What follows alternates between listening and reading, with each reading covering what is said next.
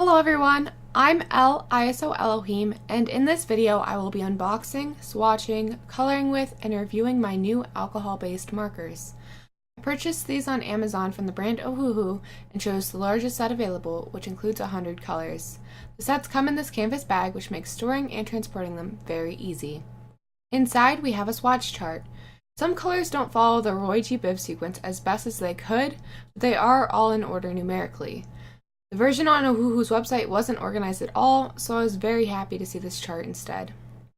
The next thing included in the bag is an 8.5 by 5.5 sheet of plastic to help protect whatever is underneath your artwork from markers bleeding through. Unfortunately, mine came with the corner broken off, cuts, and minor scuffs all over. I'm not sure how this could have happened, and was initially kind of concerned this meant the set came used. Not a great first impression, but if it weren't for the damage, I think including this item is a brilliant idea.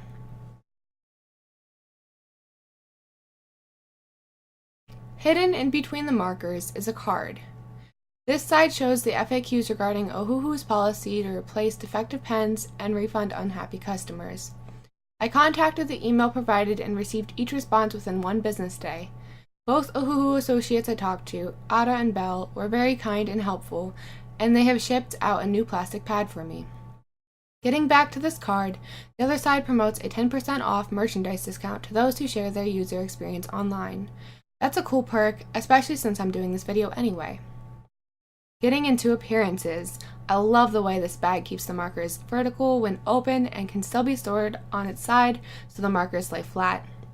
As to the marker caps, I like the different colors provided for easy reference. These include CG for cool gray, WG for warm gray, and F for fluorescent. I'm not sure what BG and GG stand for, maybe blue gray and green gray. I'm also unsure why the numbers are how they are. There are 2 groups with 0.5s, yet every group skips at least a few numbers entirely. In fact, the only marker included in the GG group is GG3. This is unrelated, but my OCD couldn't help but notice when the top caps were all lined up, neither the bodies or end caps were. It's thought that they would be assembled randomly by the company, but they may just not care. Assessing an individual marker, we see a unique, artistic, and cohesive design all throughout. The text on the body center reads Ohuhu Art Marker, and there are icons with smaller text on the left and right to indicate the broad and fine tips. Commonly referred to as a chisel nib, this broad tip looks very nice. There seems to be a good variety between thicker and thinner parts to create different width lines with, and the tip is not clearly falling apart or separating from itself, which is good.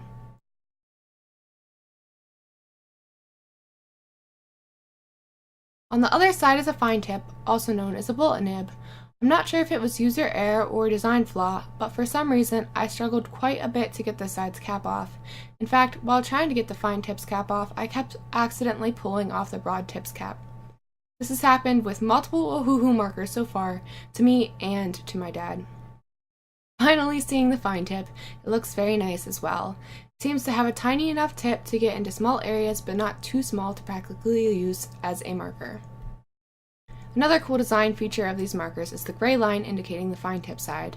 While I have still mistakenly flipped the markers, this makes it very easy to discover which side is which in a moment's glance. Now, putting those away and speeding up the video, I'm going to start organizing the markers one by one numerically from top to bottom and right to left. Unfortunately, the markers number 6 and 9 on the marker caps have no distinguishable difference. To know which one is which, I have to compare the color cap with a swatch chart. As I continued to sort the markers, I did find the larger of the 2 missing pieces of the broken plastic sheet. I set it aside for later repair. I am very glad to say that I was not missing a single marker, nor did I receive any duplicates. There were a few I couldn't find at first when pulling them all out, but they were all there. Some just like to hide amongst the others. So here are all 100 marker shades. Pretty, aren't they? Before I tested them out, I wanted to repair the plastic protector as best as I could. I decided to tape the corner piece back on and use tape over the tiny gap to fill piece that was still missing to make it less bumpy and sharp. I cut off the excess, making the sheet ready to use until the replacement comes. Here it is, along with everything else included in the set. So far, so good. Despite the minor issues, I'm still definitely appreciating all of the potential provided. Now, to put that potential to the test, I decided to test the markers in my sketchbook and place the plastic protector in between the pages before I began to swatch. Here, I noticed that marker 6, the one on top, has an upside down chisel tip and compared to marker 5 on bottom. Why? Ohuhu, why? Obviously, my ability to use the markers doesn't decrease because of this, but while the rest of my markers get to display shiny body text on top while I use the chisel tip, this is not the case for marker 6. Oh well. As I continue to swatch, I notice quite a few of the colors come out much darker and richer than displayed by the cap colors. Vibrantly pigmented colors can be awesome, but it is still something to be aware of during use. Swatch is now finished. I selected my favorite reds, pinks, tans, and put the rest away. For the final Ohuhu marker test, I decided to color in a cardstock printout of my pro-life coloring page, with solid black lines and opportunities to shade, play around with skin tones, fill in large and small areas, and compare the finished piece to one previously done with crayons. I couldn't think of a better challenge. Before diving straight into coloring, I re-swatched my colors with each tip and determined what colors would go where. Sharpies aside, I had next to no experience with alcohol markers, leading me to search YouTube for tips. One video I discovered was Draw with Jazza's video entitled Top 10 Tips for COPIC Markers.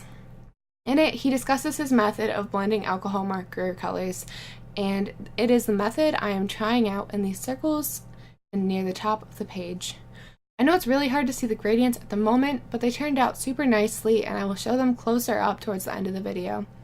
Having limited time, I decided to go ahead and start coloring the baby and figure out the rest along the way. I started with my lightest color and then slowly built up the darker colors to establish evident highlights and shadows. The effect came out stunning, especially for my first attempt, and it was incredibly fun to bring to life as well.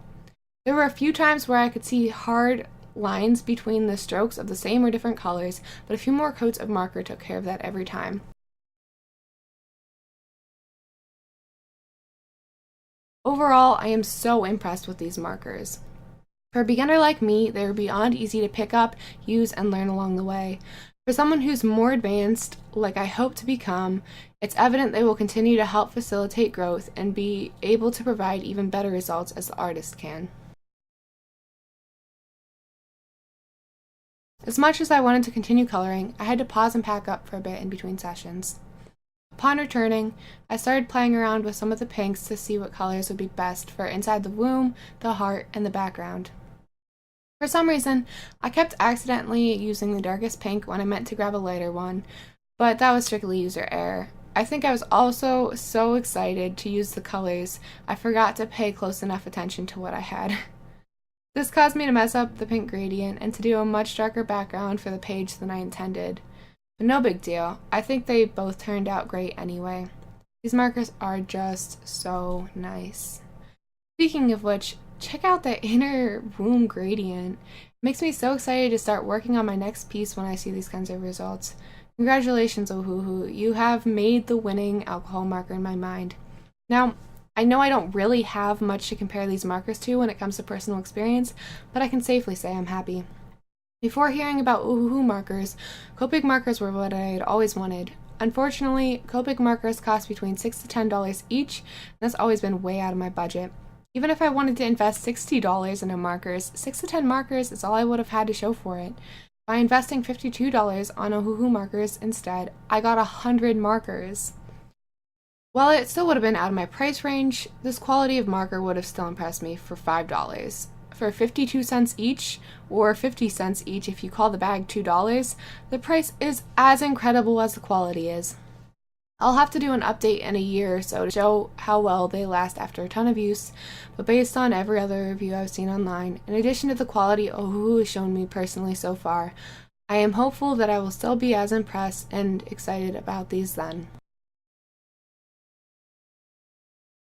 So, here are the final results, everyone. I think it's awesome that I took what was intended to be a childlike coloring sheet for crayons and made it look so professional and realistic just by using Ohuhu markers. In fact, upon seeing this piece, my friend thought the colors looked so good that they must have been printed out from a computer. How's that for impressive? Including everything I've said so far and giving some final thoughts, here are the main pros and cons of Ohuhu's alcohol markers. My favorite things about this product are the cost, colors, quality, and customer service. My least favorite thing is the lack of attention to detail. This is shown through backward caps, an upside-down broad tip, angled design to the caps to prevent stacking them, and the damaged product that somehow passed inspection and got shipped, as well as the fact that numbers can rub off the caps, although not shown in this video. While the damaged product has been resolved, I hope Ohuhu will take notes to fix or prevent the other things in the future. Still, even with the cons, I see no reason not to recommend this product. What are your thoughts? Make sure to comment them below, as well as liking and subscribing for more content. God bless!